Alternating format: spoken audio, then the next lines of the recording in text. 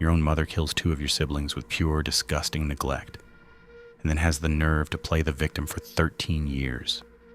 My mom is the highest level of a failed parent you could ever imagine. When I was 2, my baby brother Mark was born. I quickly learned to love and care for him, but my mother basically threw me away to be raised by my grandparents because I was suddenly old news compared to her new baby. In her mind, I was just the demonic hellspawn, and her new child was the latest, greatest thing in the world. Time skip forward. My mother has now had 4 kids total. Mark and me with my dad, and then Sam and Alicia with my stepfather. I'm about 13, Mark is 11, Alicia is 1.5, and Sam is just born. Mom and dad are divorced. Mom married stepdad, and I'm at that rebellious age. My stepdad's idea of discipline is to beat it out of me every single time I showed any individuality or questioned anything. This happened right in front of my mother, and she didn't care one bit. That was the moment the revenge trigger started, but at 13, I had no real plan, so I decided the smartest move was to wait and bide my time. On top of the beatings, my mother and stepdad refused to do any housework at all. They waited for weekends when my grandparents left and made us kids do all the adult work, including dangerous stuff like climbing ladders at age 11 to clean gutters or cutting tree branches high up in the yard. This had been going on since I was 10, and it was exhausting and terrifying. Time skip to when I am 14. My mother told me and Mark to watch Alicia, who was 2 by this time, while stepdad played video games. I suddenly realize I don't know where Alicia is. Full-blown panic sets in. Mark and I tear the house apart looking everywhere.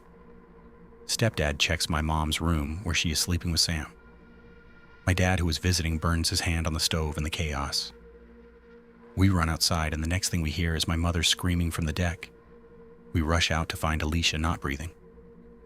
My mother and stepdad are trying CPR, but it is too late. The ambulance comes, but Alicia did not survive. They pulled the plug that night.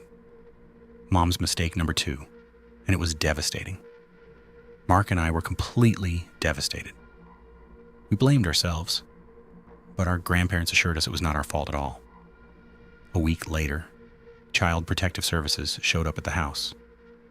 My father started a custody battle and won temporarily, but my mother fought back hard and ultimately got us back into her care. Time skip again. I am 18 now and Mark is 15. He got into a fight and broke his finger. It was repaired with pins and screws, and he was put on heavy pain medicine. It was my mother's job to watch him and regulate the dosage carefully. One day my grandfather picked me up from school with a gloomy look on his face. We arrive home and see paramedics rolling a stretcher with a body bag out the door. Mark had died from a drug overdose at 15 because my mother wasn't watching him like she should have been. That was the final straw that broke everything. At that moment, the family was completely divided. My dad's side versus my mother's side. My mother still had my grandparents on her side. I sided with my father completely. His argument was simple. Had she been a better mother, Mark would still be alive. What's worse, Sam had already been taken away by CPS and placed in foster care. My mother was never allowed to raise children again, and I never saw my half-brother again. I was now an only child. My mother had destroyed the life I knew with her neglect. So I was going to ruin the rest of her life any way I could. Revenge time had officially begun, and I was ready to play the long game. The first phase of my revenge started with my grandfather, who had always been my closest ally and best friend in the entire family. He took me in after everything fell apart and taught me so many important lessons about life, but he was far too kind and trusting for his own good. My mother knew this weakness very well, and she preyed on that kindness relentlessly after the deaths in the family. My grandmother had basically given up hope and deferred to his opinion on almost everything, so I made it my mission to challenge my mother every single time she tried to manipulate them. I did it right in front of them in a calm and respectful way that made her have to defend herself and explain her actions over and over again. I kept doing this consistently for years.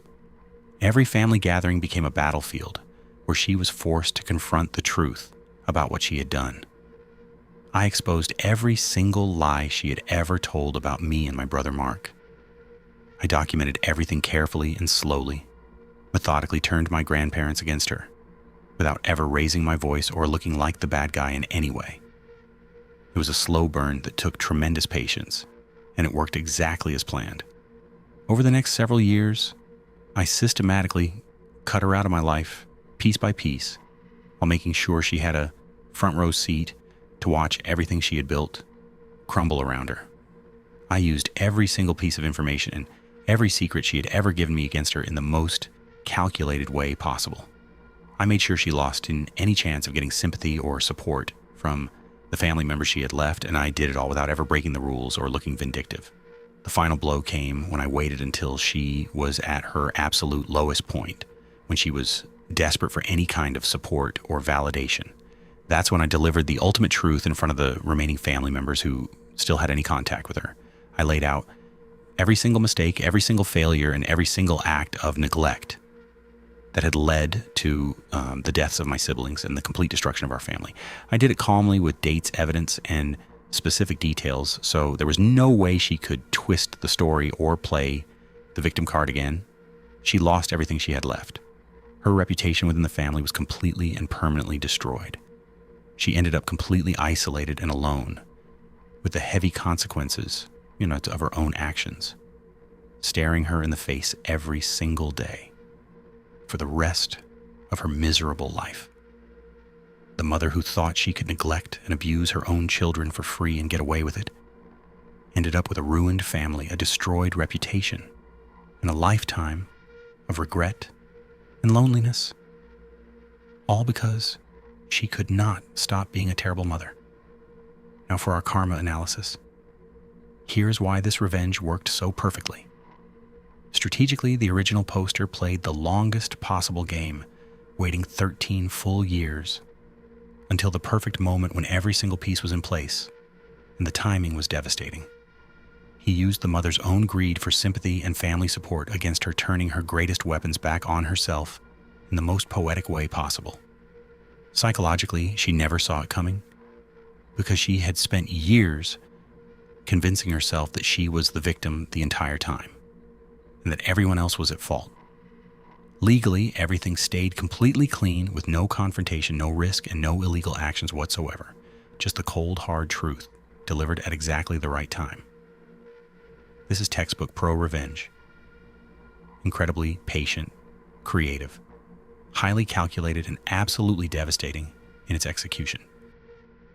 Whew. All right, guys. Thank you for listening to this crazy revenge story. If you have one of your own, drop it in the comments below. I do my best to narrate all of your stories. If you want more satisfying karma stories delivered every week, please subscribe and turn on notifications.